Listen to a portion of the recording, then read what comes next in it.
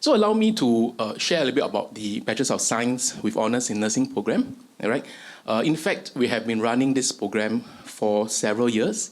Our inaugural intake was in 2016, and it has already been about 8 years. Okay, and I believe this program is usually known to our nurses, usually through word of mouth, your seniors, and people who have been in the program as well.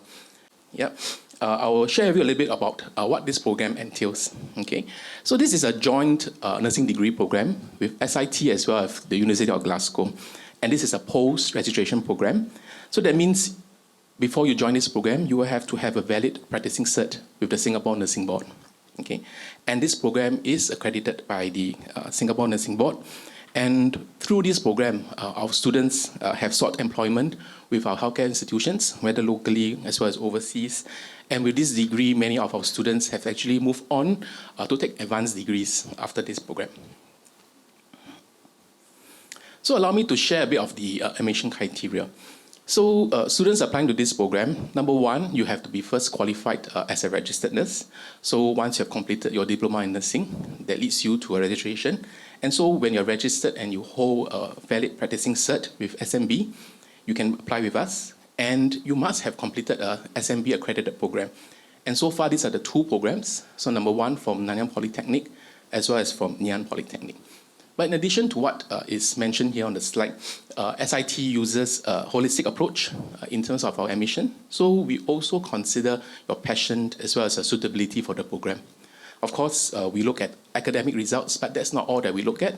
We look at other areas, such as your curricular activities, your contributions to the community as well. Yeah, so therefore, it's really very much a holistic approach that we're looking at.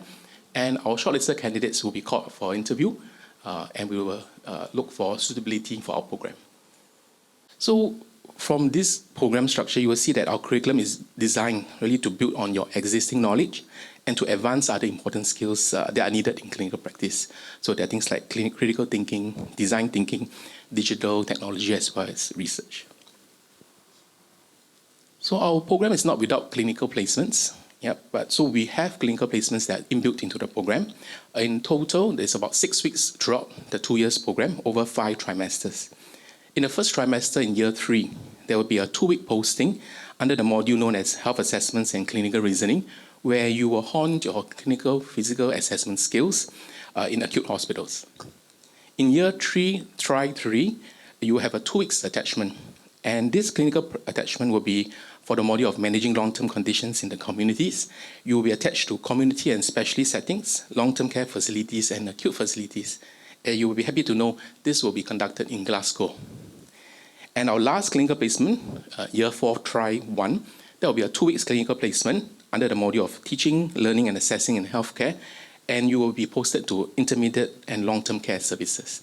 So in totality, there will be a total of 6 weeks of clinical placements throughout. Our students are also very active in student engagement out of the classroom.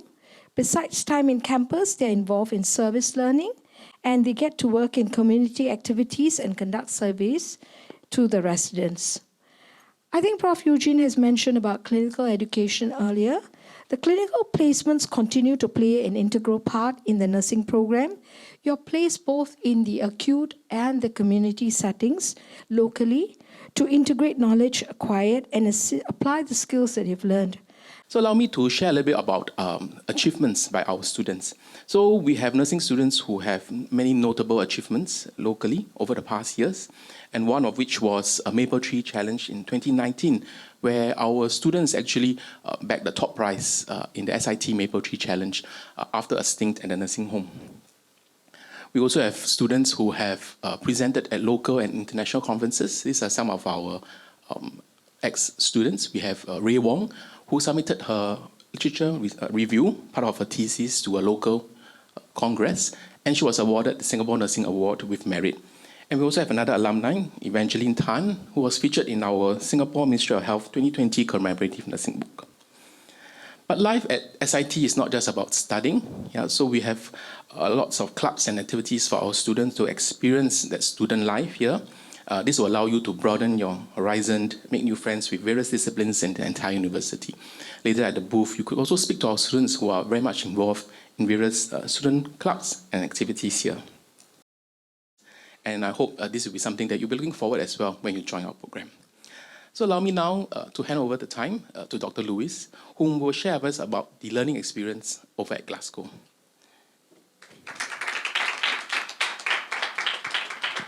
Thank you, Eugene. So I'm delighted to be here today in Singapore to talk to you about the Overseas Immersion programme that takes place at the end of third year, sort of over the summer, where the students have the opportunity to travel to Glasgow to meet the faculty and have an immersive learning experience that involves kind of observational clinical placements and also the opportunity for a cultural exchange. So this is a shot of our Gilmore Hill campus. So this is where the learning experience takes place. This is our university in Glasgow that we're very proud of. So next slide. Yep, that one. Right. So the university was established in 1451 and we're ranked within the top 100 universities in the world. And we're a Russell Group university. Studying at the University of Glasgow, you walk in the footsteps of giants, some of the world's top-class innovators, Lord Kelvin, who was associated with the temperature scale, also Boyd Orr, who was an expert in nutrition, and Adam Smith, who is a world-class economist. It's a very well-established school for nursing. On coming to Glasgow for the OIP, students would engage with a range of theoretical learning activities. And this is our state-of-the-art James McEwen Smith Learning Hub. Students will spend the 2 weeks doing, as I said, theoretical studies within this building. And we have the faculty in Glasgow teaching on the Overseas Immersion programme, but we'll also draw in some clinical experts from across the city as well. As I said earlier, students have the opportunity to go on a clinical attachment as well, and it's as an observational capacity, but students have enjoyed going to acute hospitals and also to community settings as well. So, I mean, from our perspective, OIEP is a tremendously enjoyable experience. It's a really, really welcoming place. Just want to say that at these open events here in Glasgow and also here in Singapore, we're really lucky to be supported by the students who want to come along and talk about their experiences on the programme. And what I always say at these events is, us, myself, Kamala and Eugene will tell you about what to expect on the programme. But I'm now going to hand over to two people who tell you what really happens, and I think that's really important. So I'm going to hand you over now to Gabriel and Jolyn. Our journey began with us leaving Singapore, waving goodbye to our family. So your family don't go with you, you go alone with your friends. Yay. For 1 month. Yeah. And after that, we arrived in Glasgow and we got checked in our dorm. So when you're in Glasgow, you stay in a student dormitory with all your peers in a flat. And that's where you actually know what living with your friends are like. So we actually got to learn about Scotland's culture and healthcare system because it's very different from Singapore. And also we got to learn from the different local nurses with the different specialties such as the learning disability nurses as well as the district nurses. Yeah, I think something really interesting is that when we got to go to Scotland, right, we don't just do lessons in the classroom, we don't just do a windshield survey. We actually got to go to the hospitals. Because let's say if you were to travel there on your own with your family on a leisure basis, right, you will not get to see what it's like working as a nurse in the hospital or even in a community setting. So we were very privileged that when we were there, we got to shadow nurses and observe what it's like to work in their healthcare setting. So we got placed in different settings from the acute hospitals to the community setting as well as special wards, the mental health wards, as well as some of my friends even got to go to the police custody services, which I don't think you get that kind of opportunity if you are a nurse in Singapore. This clinical experience is about 1 to 2 weeks during your whole OIP experience. The other posting that was outstanding to me was when we went to Queen Elizabeth University Hospital. So that was the orthopedic outpatient clinic. So over there, the charge nurse, which is our equivalent as a nurse clinician or nurse manager, she was actually on the ground helping out with patient care as well, interacting with the staff. And she actually let us do our hands-on on getting a cast. Okay, not getting a fracture, but getting a cast done for ourselves. We did it for me and my partner, my clinical partner, and then we got to remove the cast as well. So I think that was really very eye-opening for me. So what are some of our advice for OIP? For me, I think one of the most important things is to go with an explorative mindset, because like when you're there, you're not just there to learn, you're there to see and like be willing to step out of your comfort zone, because like sometimes you will get lost when you're there navigating, or like even when like you're put in a setting that you're not very familiar with.